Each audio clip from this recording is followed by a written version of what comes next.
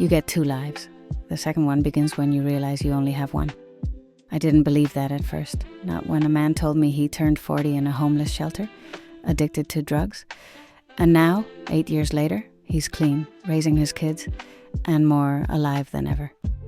Not when a woman said she woke up at 46, realizing she had spent her whole life serving everyone else, and decided it was finally time to serve herself. Not even when a widower told me his best years were still ahead, even after losing his wife in his arms at 36. But I see it now, and if you're standing in the doorway of your 40s, or already walking through, I want you to see it too. Today on the Oracle Files, we're talking about why your 40s aren't a slow fade into irrelevance, but a shock to the system that wakes you up to your real life. The years where you stop asking for permission, where you stop chasing applause, and where you finally start living the way you were supposed to all along. I want to tell you about the people I've met, not celebrities or billionaires, but ordinary men and women who discovered extraordinary freedom after 40.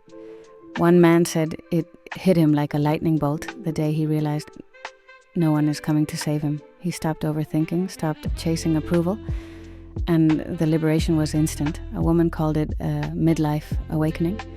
She stopped tolerating anything that didn't build a better future. She traded people-pleasing for peace. Another man told me the moment his second life began, watching his parents grow old. He realized time wasn't a vague concept anymore.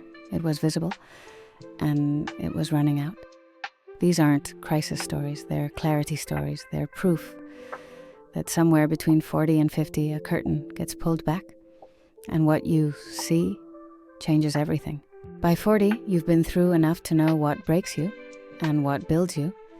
The pressure to prove yourself fades, and in its place comes something rare. Clarity. Not the glossy Instagram kind, the kind you earn in dark rooms, hard conversations, and moments you swore you'd never survive. Some call it a midlife crisis. I call it a midlife filter. You start filtering out the noise, the people who drain you, and even the dreams that were never really yours in the first place. And here's the thing, you stop apologizing for it. I know who I am, and I like that person. And most importantly, if you don't like that person, it's time for a serious change. This isn't the age for pretending anymore. You realize how much of your 20s and 30s were spent auditioning for roles you didn't even want.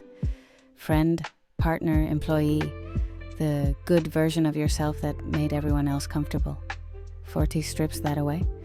It's a relief and a little terrifying. You stop chasing approval because you finally see how expensive it's been. In peace, in time, in self-respect. You start protecting your energy like it's gold, because it is.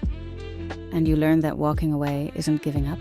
It's choosing yourself in the clearest way possible. Here's the deeper truth. 40 isn't a cliff. It's a crossroads. One path leads to staying exactly the same. Comfortable, predictable, maybe even quietly miserable. The other leads to the unknown, where, yes, you could fail spectacularly, but you could also build a life that's truly yours. And the most dangerous thing you can do at 40 is convince yourself that you have to wait for the right time to take it. Here's what I wish someone had told me at 25. You can spend your whole life trying to please people who don't even notice, or you can turn 40, exhale, and finally realize your life is yours. Not your boss's, not your parents', not the random neighbor who still thinks you look tired. And here's the best part. By the time you're 40, you've made enough mistakes to know the world doesn't actually end when you make one. You survived bad jobs, bad haircuts, bad relationships, and you will survive the next questionable decision too. The trick is this. Stop treating your life like a dress rehearsal. This is the show.